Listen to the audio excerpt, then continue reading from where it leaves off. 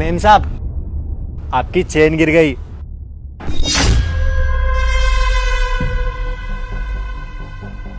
तू यहाँ क्या कर रहा है? निकल यहाँ से। वो मेम साहब, मुझे भूख लगी है, कुछ खाने को दे दो ना। कुछ नहीं है मेरे पास खाने वाने का, बोला ना निकल यहाँ से।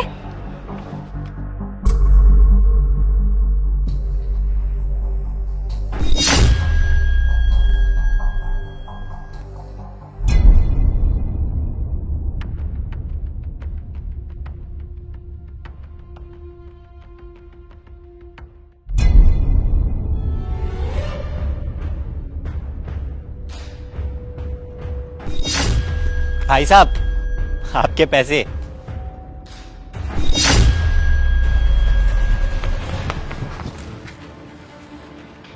हाँ मेरे पैसे तो हैं, थैंक यू। साहब, मैंने मदद की आपकी, कुछ खाने का तो दे दो। सॉरी, पैसे नहीं है मेरे पास। क्या झूठ बोल रहे हो साहब, इतने सारे पैसे तो हैं। हाँ तो क्या ये पैसे भिखारियों में बांट दूं? और साले तू मेरे घर के आसपास क्या कर रहा है? पक्का चोरी करने आया है ना? भाग जाए यहाँ से, वरना पुलिस के हवाले कर दूंगा, चोर कहीं का।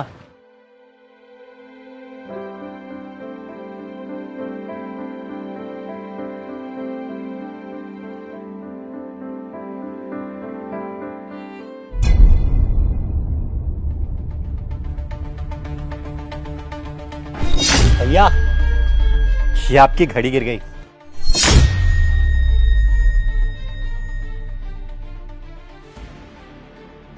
ये घड़ी, ये तो बहुत महंगी घड़ी है, पर मेरी नहीं है भाई ये घड़ी। अरे भैया, आपकी घड़ी है, अभी अभी तो गिरी है, मैंने देखा है।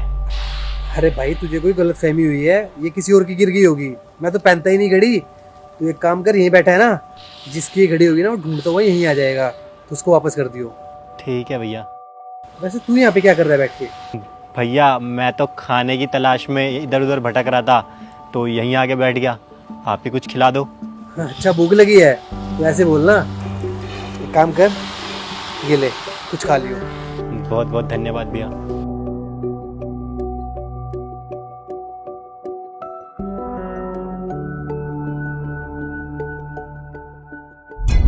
हाँ जी मैडम, बताइए। आपके पापा ने हमारे बैंक से 5 करोड़ का लोन लिया था, जो वो बिना चुकाए जा चुके हैं।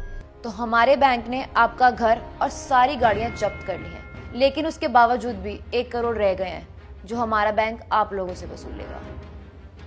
हाँ मैडम, कोई दिक्कत नहीं है। 50 लाख रुपए मेरे अकाउंट में पड़े हैं, बाकी 25-25 लाख रुपए दोनों दे देंगे, आपके पैसे पूरे हो जाएंगे। 25 लाख हम क्यों दें? वो हमारी जिंदगी भर की सेविंग्स हैं, हम नहीं देंगे कुछ भी। और वैसे भी पापा हमारे लिए छोड़कर क्या गए हैं? पैसे के नाम पे सिर्फ कर्जा छोड़कर गए हैं हमारे पास। हाँ बिल्कुल सही कह रही है ये, हम क्यों देंगे अपने पैसे? भैया कल को मुझे भी शादी करनी है, अपना बिजनेस सेट करना है, अगर सारे पैसे उठा के मैं इनको दे दूंगा तो मैं क्या करूंगा? देखो, ये ना हमारे पापा की इज्जत का सवाल है, तो हमारा फर्ज बनता है कि हम ये लोन चुकाएं। बस बस भैया, ये इज्जत का ज्ञान है किसी और को जाके देना। अगर आपको भूत चढ़ा है ना इज्जत बचाने की, तो आप दे दो सारे पैसे। हाँ तो ठीक है, मैं ही चुकाऊंगा। ठीक है मैडम, मैं चुकाऊंगा पूरा लोन, मैं जिम्मेवारी लेता हूँ। ठीक है, आप यहाँ पर साइन कर दीजिए।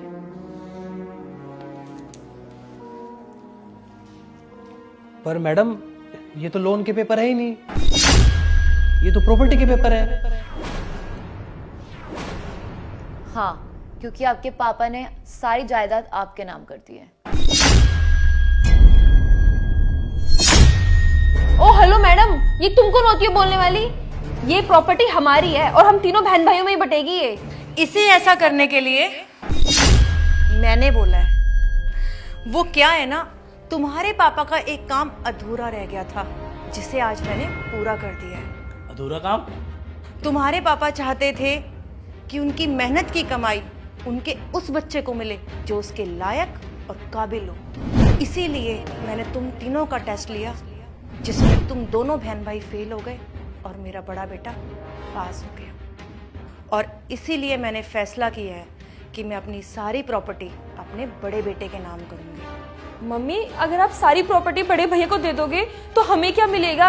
आप हमारे बारे में तो सोचो, हम भी तो आपके बच्चे हैं। अच्छा, तो तुम दोनों को अब याद आई अपनी माँ की? उस टाइम तुम दोनों कहाँ चले गए थे जब मुझे अकेले छोड़ के गए थे? तब मुझे मेरे बड़े बेटे ने ही संभाला था। तुम दोनों को तो परिवार का मतलब भी नहीं पता। तुम दोनों को तो सिर्फ पैसों से मतलब है। तुम दोनों जैसा लालची मैंने आज तक अपनी लाइफ में नहीं देखा।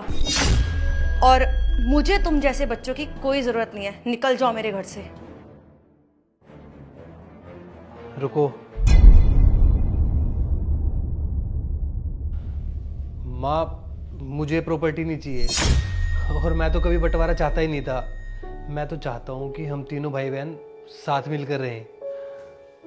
तुमने कभी सोचा है कि हम तीनों भाई बहनों की लड़ाई के चक्कर में सबसे ज़्यादा दुखी कौन होता है?